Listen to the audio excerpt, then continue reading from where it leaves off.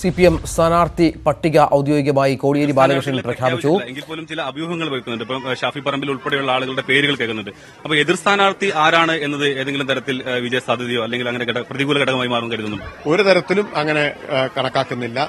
ഞാൻ എല്ലാ എതിർ സ്ഥാനാർത്ഥികളെയും തുല്യമായ ബഹുമാനത്തോടുകൂടി ആണ് കാണുന്നത്. ആര് സ്ഥാനാർത്ഥിയായി വന്നാലും ആ തുല്യ ബഹുമാനത്തോടുകൂടി തന്നെ അവരെ കണക്കാക്കും. എന്റെ പ്രവർത്തനങ്ങളുമായിട്ട് ഞങ്ങളുടെ മുന്നണിയുടെ പ്രവർത്തനങ്ങളുമായിട്ട് മുന്നോട്ട് പോവുക എന്നതിലാണ് ഇപ്പോൾ ശ്രദ്ധ. ഇപ്പോൾ ശബരിമല ഉൾപ്പെടെയുള്ള വിഷയങ്ങൾ BJP വലിയ പ്രചരണമായിട്ട് കേരളത്തിൽ കൊണ്ടുവരുന്നുണ്ട്.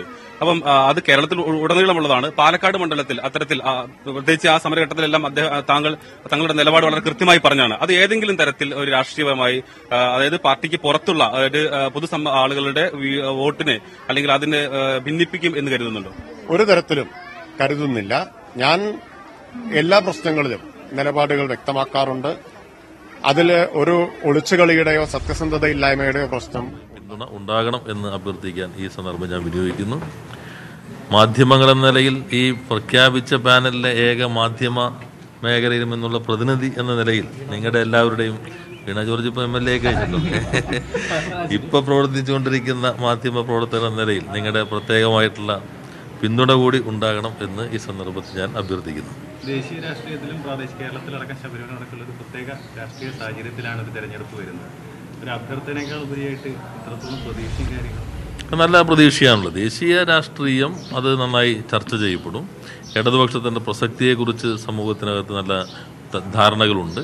അതോടൊപ്പം തന്നെ ഈ എറണാകുളം പാർലമെൻറ്റ് മണ്ഡലത്തിനകത്തും ജില്ലയിലാകെയും വിവിധ ഘട്ടങ്ങളിൽ നടത്തിയിട്ടുള്ള പ്രവർത്തനങ്ങൾ, അതോടൊപ്പം MP എന്ന നിലയിൽ ഒരിക്കൽ രാജ്യസഭയിലേക്ക് പോകാൻ പാർട്ടി നിശ്ചയിച്ച സന്ദർഭത്തിൽ അന്ന് ലഭിച്ച അവസരം ഉപയോഗിച്ചുകൊണ്ട് നടത്തിയ പ്രവർത്തനങ്ങൾ, അതെല്ലാം തന്നെ ഈ സമൂഹത്തിൻ്റെ മുൻപിലുണ്ട്. അപ്പം അത്തരം കാര്യങ്ങളെല്ലാം വോട്ടർമാർ, എറണാകുളം മണ്ഡലത്തിനകത്തെ ജനങ്ങൾ അവരെല്ലാം വിലയിരുത്തിക്കൊണ്ട് യുക്തമായ തീരുമാനം അവർ എടുക്കും എന്ന് തന്നെയാണ് പ്രതീക്ഷിക്കുന്നത്.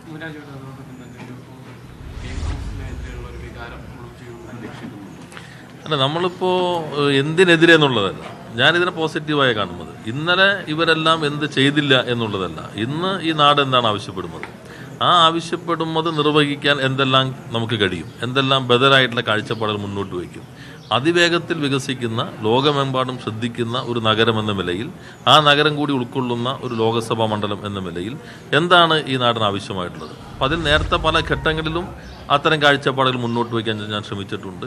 അത് കൊച്ചി മെട്രോ DMRCയെ കൊണ്ട് ഏറ്റെടുപ്പിക്കുന്ന ഘട്ടത്തിലാകാം, അല്ലെങ്കിൽ ദേശീയപാതയ്ക്കകത്ത് ROB വികസനമാകാം, ഇവിടെയുള്ള റെയിൽവേ സ്റ്റേഷനുകളുടെ വികസന പ്രശ്നത്തിലാകാം, അല്ലെങ്കിൽ ഒരു പുതിയ സംസ്കാരം, ആശുപത്രികളുടെ മെച്ചപ്പെടുത്തുന്ന ആരോഗ്യ പരിപാലനത്തിൽ ഇപ്പോൾ ഗവൺമെൻറ് സ്വീകരിച്ചിട്ടുള്ള അത്തരം പ്രവർത്തനങ്ങൾ, എറണാകുളം ജനറൽ ആശുപത്രി പോലെയുള്ള ആലുവ ആശുപത്രി, അത്തരം മേഖലയ്ക്കകത്ത് നടത്തിയിട്ടുള്ള ഇടപെടുക. അപ്പോൾ അങ്ങനെ പോസിറ്റീവായി ഈ പ്രശ്നത്തെ കാണാനാണ് ശ്രമിക്കുന്നത്.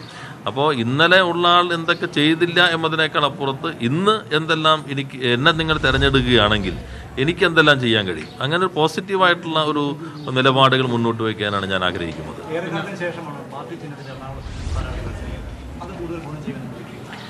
എറണാകുളം എന്ന് പറയുമ്പോൾ പേര് ഒരേപോലെയാണെങ്കിലും ഈ മണ്ഡലം വന്നതിന് ശേഷമുള്ള മൂന്നാമത്തെ തെരഞ്ഞെടുപ്പാണ്. അതിലൊന്ന് ഞങ്ങൾ പാർട്ടി ചിഹ്നത്തിലാണ് മത്സരിച്ചത്. അന്ന് ഞങ്ങൾ വളരെ നിസ്സാര വോട്ടിനാണ്, ഒരു പാർലമെൻറ്റ് മണ്ഡലമായി താരതമ്യം ചെയ്യുകയാണെങ്കിൽ നിസ്സാര വോട്ടിനാണ് ഞങ്ങൾ പരാജയപ്പെട്ടത്. കഴിഞ്ഞ തവണ ഞങ്ങൾക്ക് ചില കുറവുകളുണ്ടായി. ആ കുറവുകളുടെ ഭാഗമായി സാധാരണഗതിയിൽ ഞങ്ങൾക്ക് ലഭിക്കേണ്ടിയിരുന്ന വോട്ടുകൾ പലതിലേക്ക് ചിതറിപ്പോയിട്ടുണ്ട്. അത് ഞങ്ങൾ പിന്നീട് വിലയിരുത്തി. അപ്പോൾ ഞങ്ങൾക്ക് അതിന് മുൻപുള്ള അനുഭവവും ആ ചെറിയ വ്യത്യാസത്തെ പരിഹരിക്കാൻ കഴിഞ്ഞിരുന്നെങ്കിൽ കഴിഞ്ഞ തവണ ജയിക്കാൻ കഴിയുമായിരുന്നു. അങ്ങനെ ജയിക്കാൻ കഴിയാതെ പോയപ്പോൾ ഉണ്ടായ വ്യത്യാസം എന്നുള്ളത് യഥാർത്ഥത്തിൽ ഈ മണ്ഡലത്തിനകത്ത് ജനങ്ങളുടെ അഭിപ്രായത്തിൻ്റെ പ്രതിഫലനമായി ഞങ്ങൾ കാണുന്നില്ല. അന്ന് ഞങ്ങൾക്ക് ചെറിയ പോരായ്മകൾ പറ്റി, അത് വോട്ടിങ്ങിനകത്തും പ്രതിഫലിച്ചിട്ടുണ്ടാകാം. എന്നാൽ ഈ മണ്ഡലം നല്ല രീതിയിൽ ജയിക്കാൻ കഴിയുന്ന മണ്ഡലം തന്നെയായിട്ടാണ് ഞങ്ങൾ കാണുന്നത്. രാഷ്ട്രീയമായി നോക്കിക്കഴിഞ്ഞാലും അതോടൊപ്പം തന്നെ ഇവിടുത്തെ ജനങ്ങളുടെ പ്രത്യേകത ഓരോ കാര്യങ്ങളും സൂക്ഷ്മമായി മനസ്സിലാക്കി നിലപാട് സ്വീകരിക്കാൻ കഴിയുന്ന ഒരു ജനവിഭാഗമാണ്. അതുകൊണ്ട് അത്തരത്തിലുള്ള വോട്ടർമാരുടെ പ്രബുദ്ധത അത് തെരഞ്ഞെടുപ്പിനകത്ത് പ്രതിഫലിക്കുമെന്ന് തന്നെയാണ് ഞാൻ കരുതുന്നത്.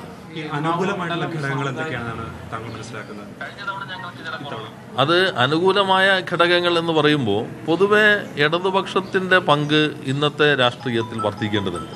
അത് രാജ്യത്തിനകത്ത് ചെയ്യാൻ കഴിയുന്ന പ്രധാനപ്പെട്ട സംസ്ഥാനം കേരളമായിട്ടാണ് കാണുന്നത്. പ്രത്യേകിച്ചും എറണാകുളം പോലൊരു മണ്ഡലം നേരത്തെ കണ്ടതുപോലെ അതിവേഗത്തിൽ വികസിക്കുന്നു. ആ മണ്ഡലത്തിൻ്റെ താല്പര്യങ്ങളും ജില്ലയുടെ താല്പര്യങ്ങളും നന്നായി സംരക്ഷിക്കുന്ന ഒരു ഗവൺമെൻറ് ഇന്ന് കേരളത്തിലുണ്ട്.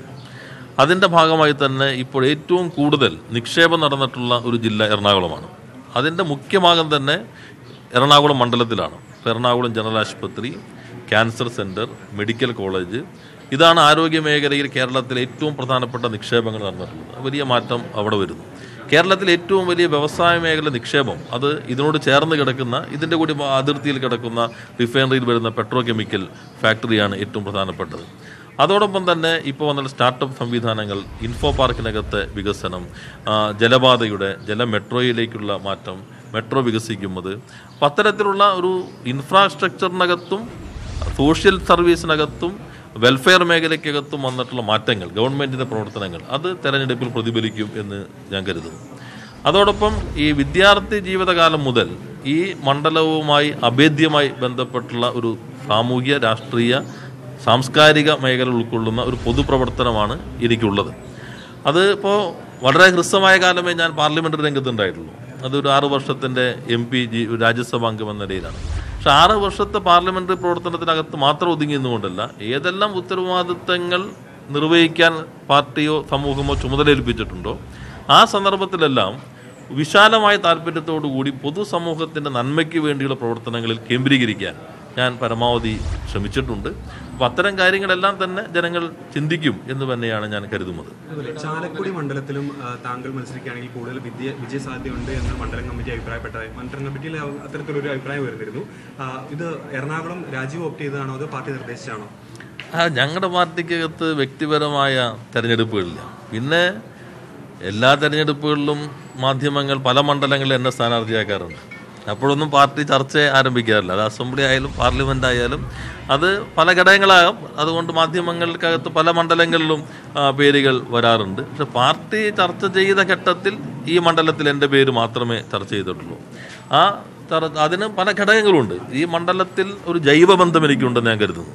വളരെ സമൂഹവുമായിട്ടുള്ള ഒരു ഓർഗാനിക്കായിട്ടുള്ള റിലേഷൻഷിപ്പ് എനിക്കുണ്ട്. എല്ലാ വിഭാഗം ആളുകളുമായിട്ടുള്ള ഒരു ആഴത്തിലുള്ള ബന്ധം. ഇപ്പോൾ വന്ന പരിപാടി തന്നെ സാധാരണഗതിയിൽ എന്നെ വിളിക്കുമ്പോൾ ഞാൻ സ്ഥാനാർത്ഥിയാകുമോ MP ഒന്നും അല്ലാതിരുന്ന സന്ദർഭത്തിൽ എന്നെ വിളിച്ചിട്ടുള്ള പരിപാടിയാണ്. അത് എല്ലാ വിഭാഗം ആളുകളും ഉൾക്കൊള്ളുന്ന, പ്രത്യേകിച്ചും ക്രിസ്ത്യൻ മാനേജ്മെൻറ്റുകളുടെ സ്ഥാപനങ്ങളിലെ ലൈബ്രറിയന്മാർ, അവരുടെ സംഘടനയാണ്. അവരെന്നെ 1 മാസത്തിന് മുമ്പ് മറ്റുമാണ് ഈ പരിപാടിക്ക് വിളിക്കുന്നത്.